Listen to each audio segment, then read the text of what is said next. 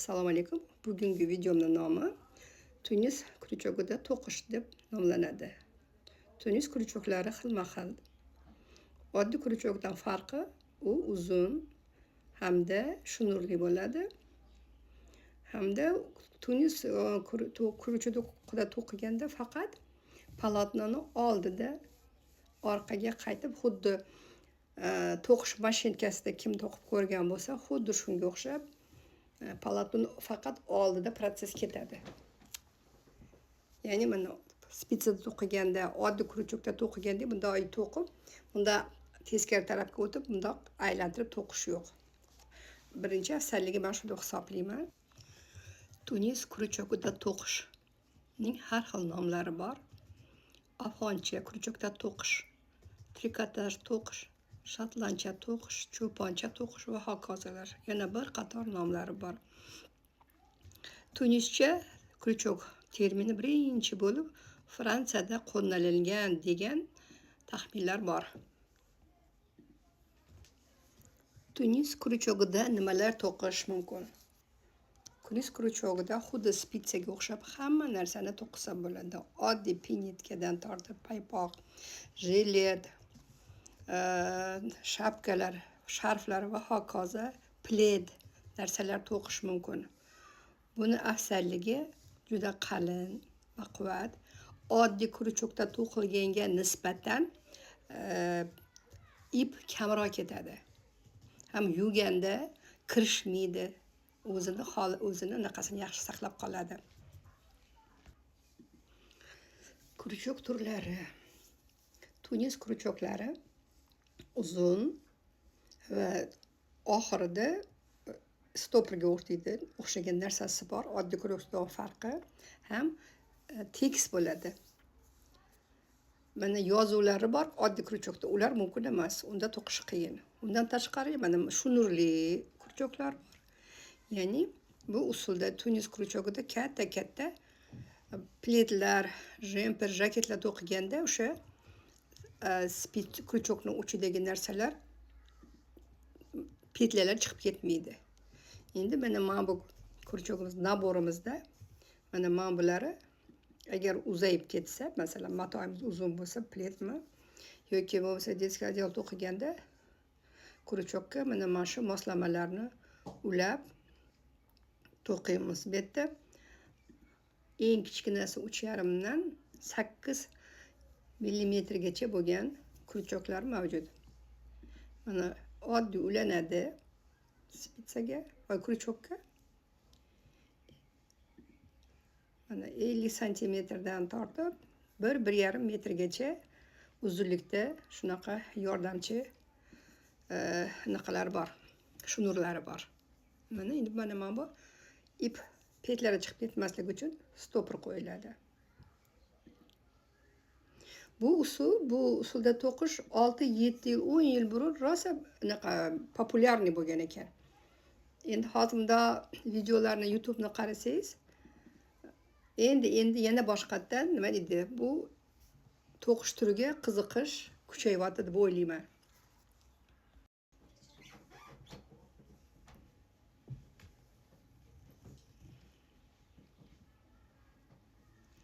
Mana bu jiletga cho'ntak shu usulda to'qilgan. Baquvvat, qalingina, cho'zilmaydigan. Ichiga og'ir telefon solsa ham cho'zilib ketmaydi. Bu to'qishni nomi boshqacha aytganda Chanel, Coco Chanel anaqasi bor. Shu nom bilan ham ataladi. Chanel deyiladi. Haqiqatda bunda tikilib qarasangiz, xuddi Chanelning anaqasiga to'qishiga o'xshaydi. Chanel matolarini uzoriga o'xshaydi.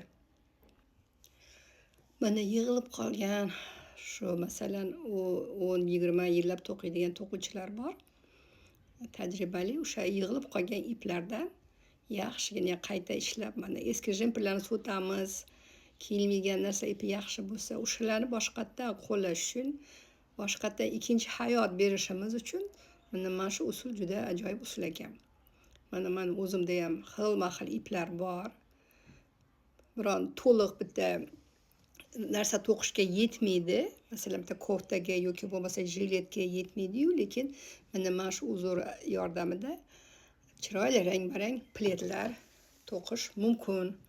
Mana bu juda baquvvat, qalin, astat shart emas. Shunaqa ajoyib to'qish usuli. Menga juda ma'qul bo'ldi. Endi hozir mana petlarni olish ko'rsataman. Bu oddiy kurchokda to'qiganimizda, mana воздушный petla deydi ruschasiga aytganda, shu petlarni to'plab olamiz. Kerakli petlarni sanab olamiz, xuddi kurchokda to'qigandek.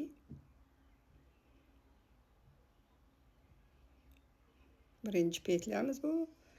1 2 3 4 5 6 7 8 9 10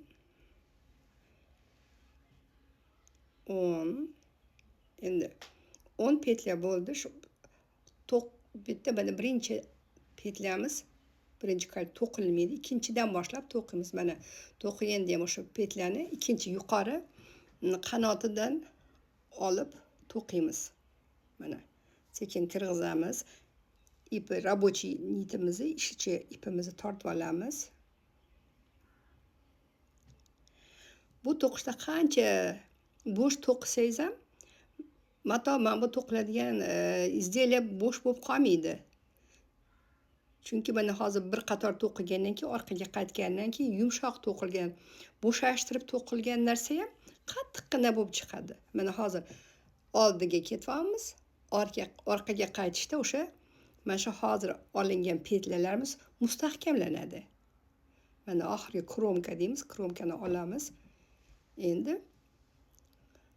mana boshqa farqi mana shu. Mana birinchi o'sha kromkani oldik. Kromkadan keyin mana все orqaga qaytib, endi petlalar yopiladi. Ikkitani bitta qilib petlarni yopib ketaveramiz. Bu mana shu usul, mana shu uzorning nomi bu Chanel. Xuddi spitsaga to'qiganga o'xshab iznanочный, лицевой, soti hamma turlarini bu Tunis kurchogida to'qish mumkin. Mana oxiriga keldik. Mana petla подъемida bitta ko'tarib olamizda, yana davom ettiramiz. Endi orqaga yana naked olib, yana davom ettiramiz. Juda oson, to'qishni bilmaydigan insonlar uchun ham juda oson. Meni navaram 1 soatda o'rgandi, 1 soatlarda o'rgandi.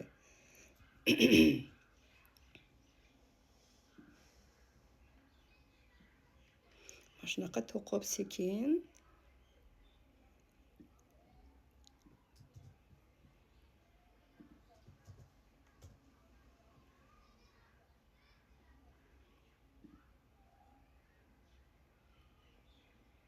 oxirgi kromkani olganda kromочныйsini chekkasi qirg'og'i chiroyli bo'lish uchun ikkita olish kerak o'sha joydan. Sekin kromkasini olamiz.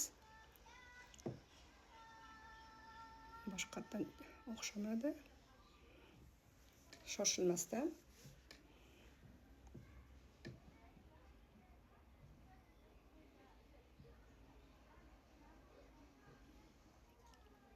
Keyingi qator yana mustahkamlanadi. Mana shu ikkinchi orqaga qaytib to'qiganda o'sha petlalarimiz mustahkamlanar ekan. Ya'ni o'shancha hech bu to'qishda shalpaytirib bo'sh to'qish degan narsa yo'q. Spitsadagidek.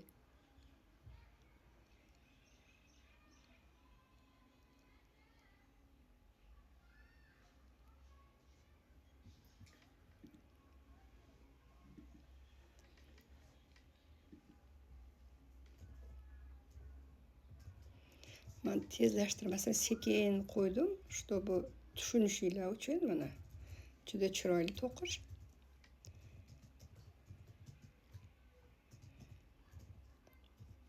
Agar ip ingichka bo'lsa, 2-3 ta ipni bitta qo'shib melanj qilib to'qish mumkin. Mana men menda salatoviy rangda 3 xil, 4 xil rang qo'shilganda bitta dumaloqlanib melanj qilib to'qilgan.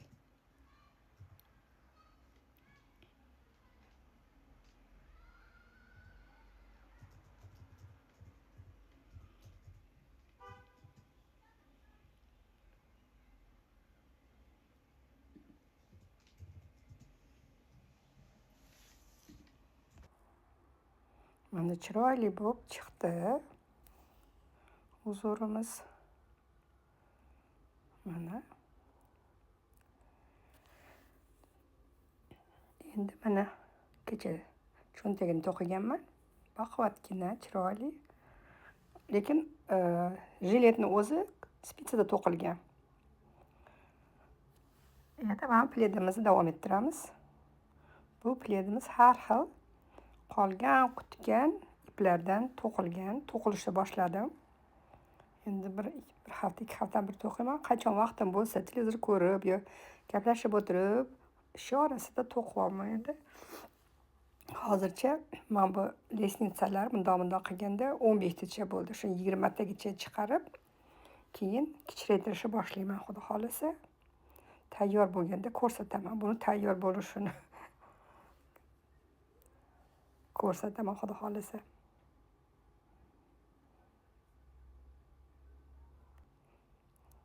Mana endi to'qiganimizda mana ikkinchi rangli ipni kromkasidan tortib olib, nakit olamizda bir marta to'qib, endi qolganini xuddi oddiy to'qishda yana orqaga petlalarni tortib olib ketaveramiz. Juda oson. Kurchuk qancha qalin bo'lsa, shuncha mana bu anaqasi ob'yemi katta bo'lib to'qiladi. O'shancha iloji boricha shu 4,5, 5, 6 nomerli kurchuklar to'qigan ma'qulroq. Mana oxirgi petlaga kelganda yana bitta petla podiyom edi. Bitta nakit ko'tarib olamizda, yana orqaga qaytib nakit bilan mana. O'zi shunday ko'rinib turadi. Mana oyog'ini tagida mana bitta o'shani tortib olsa, o'shaning ichidan mana har bitta o'zi shunday ko'rinib turadi. Bitta hammasi bu 10 ta petla. Kromishdan tashqari. Bu yoqda faqat bu tarafda kromka bo'ladi.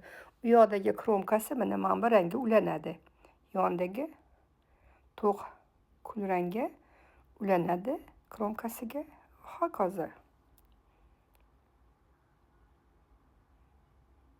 Petlada adasish yo'q. Xuddi spitsadagidek petla qochib ketishi yo'q. Yana mabodo adashsangiz ham boshqadan so'kib tashlab, boshqadan to'qish juda oson. Mana e'tibor bergan bo'lsanglar, mana qatori oxiriga borganda yana orqaga qaytdik, ya'ni yuz tarafida turibmiz to'qishni. Agar spitsada to'qiganda o'sha oxirgi qatorga borib, kromkadan keyin ip anaqamizni izdeylamizni aylantirardik. To'qiyotgan anaqamiz mahsulotmi nima deymiz, jemper любой narsani orqa tarafidan to'qirdik. Oddiy kurchukda to'qiganda ham xuddi shunaqa, lekin Tunis dizayniyasini, Tunis to'qishining asosiy mana shu shartimi, ko'rinishi mana shu narsa. Faqat oldiga, orqaga polotnoni orqa tarafiga qayilib to'qish yo'q. Faqat yuz tarafida yuraveramiz. Orqaga, oldinga faqat oldida to'qilib.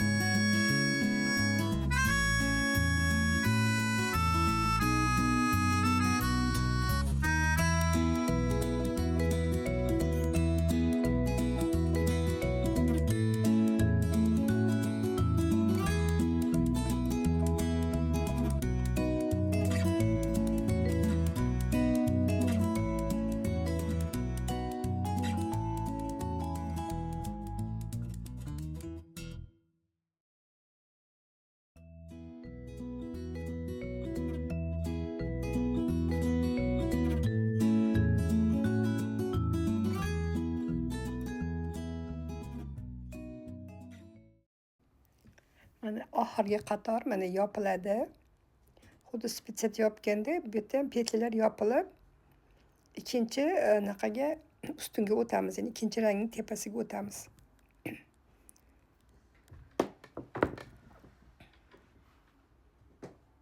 Xuddi spitsada qanaqa yopsak, xuddi shunaqa yopiladi.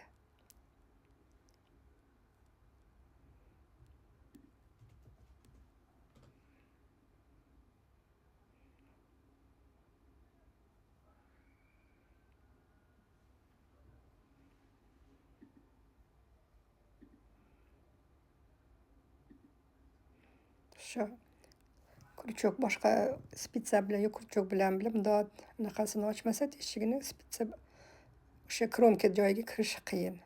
Ochib, krючок kirishiga joy tayyorlaymiz.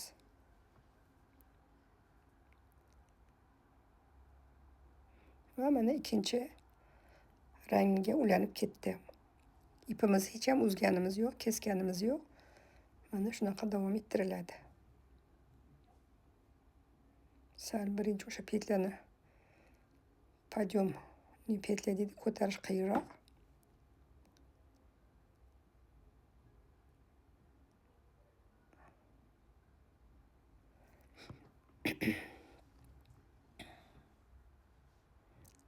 Qo'ldan yordam berishga harakat qilamiz. Mana yordam berdik, bu tayyor bo'ldi, ketdi. Endi bu yoqda mana yana 10 ta petla bor. O'sha 10 ta petlani yana noshkasi deymiz, o'sha oyog'idan olib 10 ta petla olinadi. O'sha to'q rangning tepasida to'qiladi endi. Xuddi shu boshlab birinchi ko'rsatganimda to'qilaveradi. Faqat bu yerda ikkinchi rangning tepadagi kromkaga ulanadi. Mana hozir har bitta petlani to'qib kelamizda.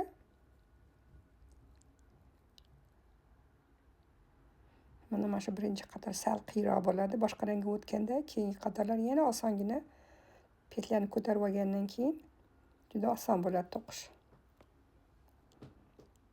Mana oxirgi 10-petlani ham olamiz. Mana endi kromkani mana bu ikkinchi rang mana tagidagida u yoqdagi kromkadan tortib olamiz. Ikkita kromka qo'shiladi, yana orqaga qaytamiz.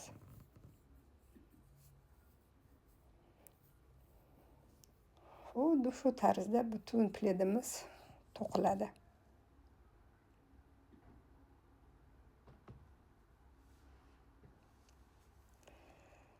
Agar tushunmagan bo'lsanglar, nastroykaga kirib, sekinlashtirib ko'rish mumkin.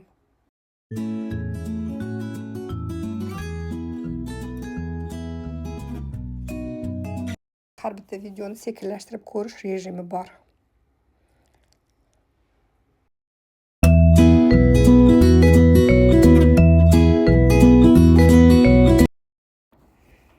Videomi ko'rganinglar uchun rahmat.